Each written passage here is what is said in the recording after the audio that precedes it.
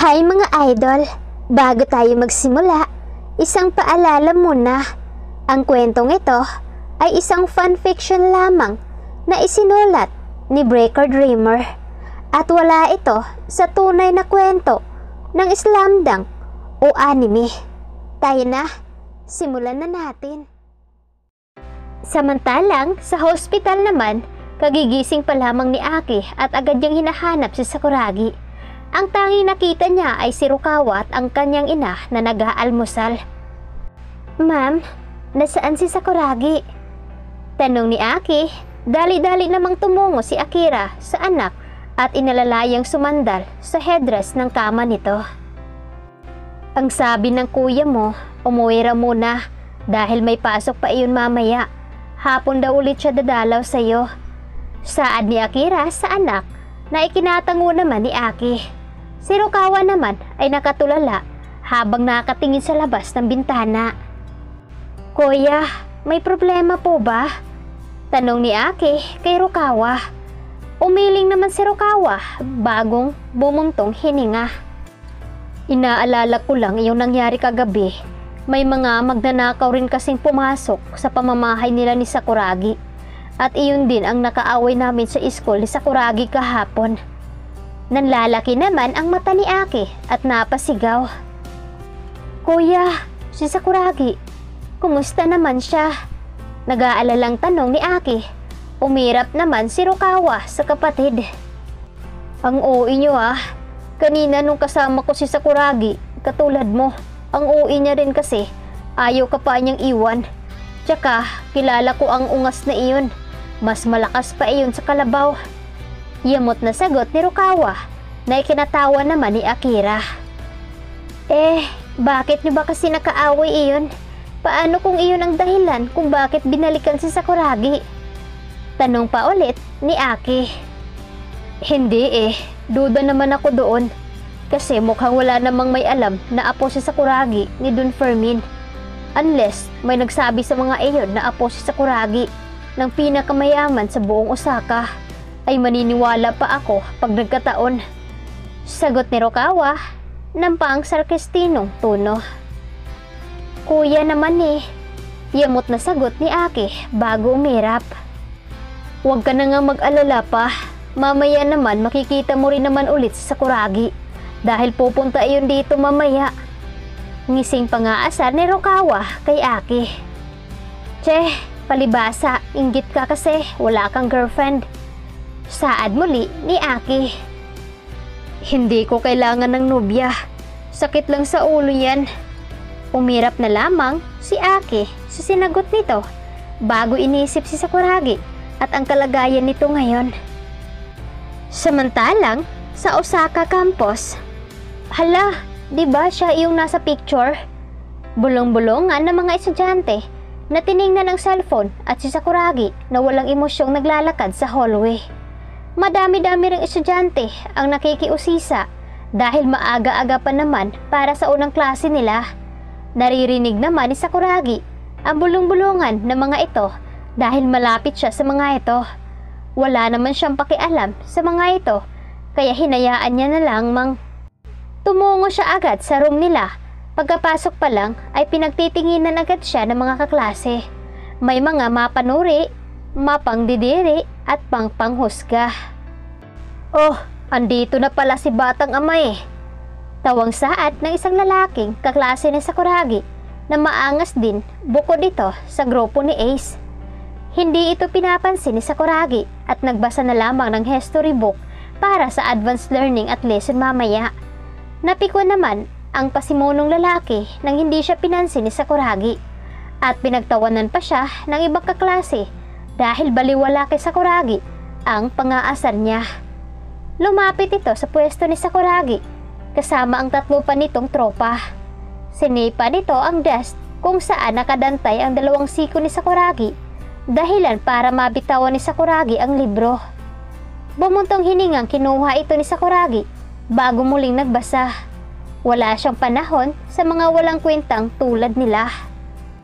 "Abat, ang angas nito Saad ng lalaki, agad nitong hinablot ang libro sa kamay ni Sakuragi, dahilan para mapatingin si Sakuragi ng malamig sa mga mata nito. Nabigla ang lalaki sa kakaibang kilabot na makita ang malamig na titig nito. Napalunok ito, pero, "Bakit ka nakatingin ha? Gusto mo bang dukutin ko yung mga mata mo?" Sabay hampas ng librong hawak sa pisngi ni Sakuragi. Napabaling naman ang ulo ni Sakuragi pakaliwa. Tumawa naman ang mga kaklase at nagyabang naman ang lalaking humampas kay Sakuragi na tila proud na proud sa ginawa niya kay Sakuragi. "Duwag naman pala ang isang ito eh," ngising saad ng isang kasamahan. Tumawa ang mga loko. Hinawakan ng lalaking may hawak ng libro ang buhok ni Sakuragi. Ipinatingala nito sa Sakuragi para tingnan siya sa mga mata.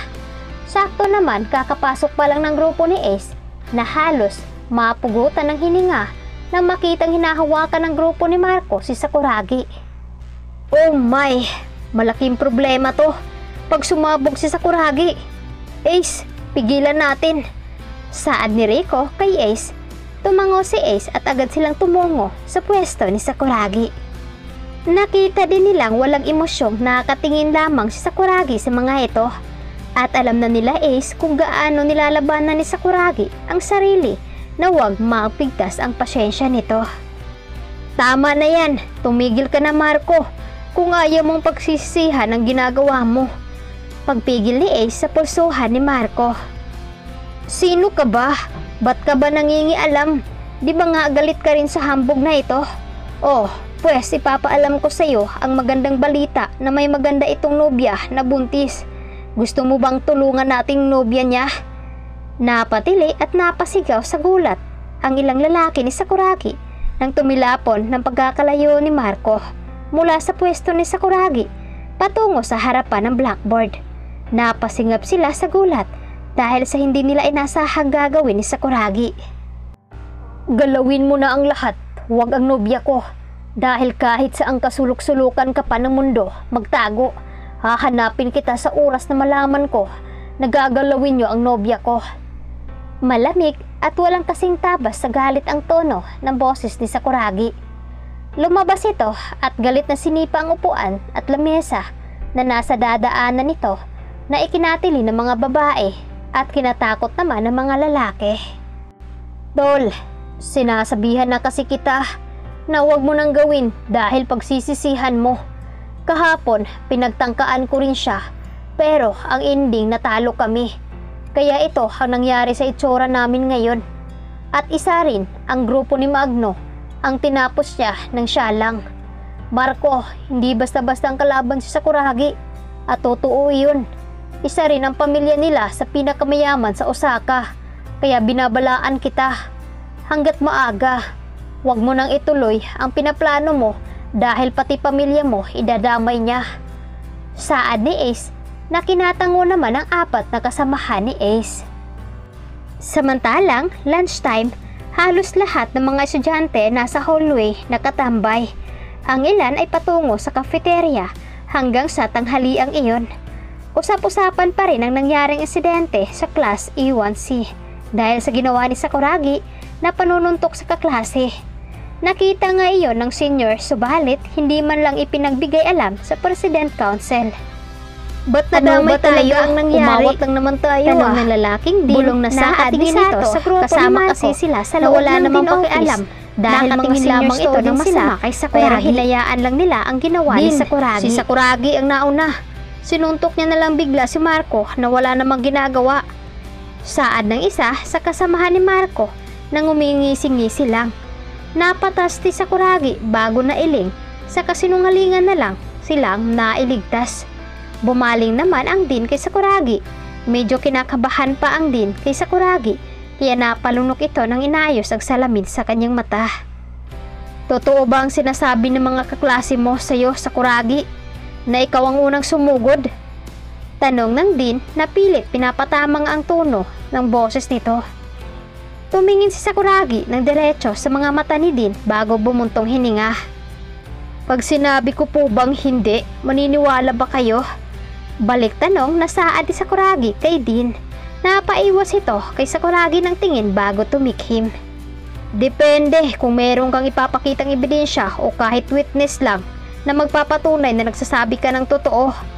Napata si Sakuragi sa sinabi ng Dean at hindi na lamang umimik pa. Ano nga kaya ang gagawin ni Sakuragi na ngayon ay kaharap nga niya ang Dean ng kanilang eskwelahan? Maipagtatanggol kaya niya ang kanyang sarili? Ano nga kaya ang mangyayari ng mga kaklase nito na ngayon ay pilit nilang inaaway at inaakusahan itong si Sakuragi? Kaya aabangan ito natin mga fam sa susunod na episode.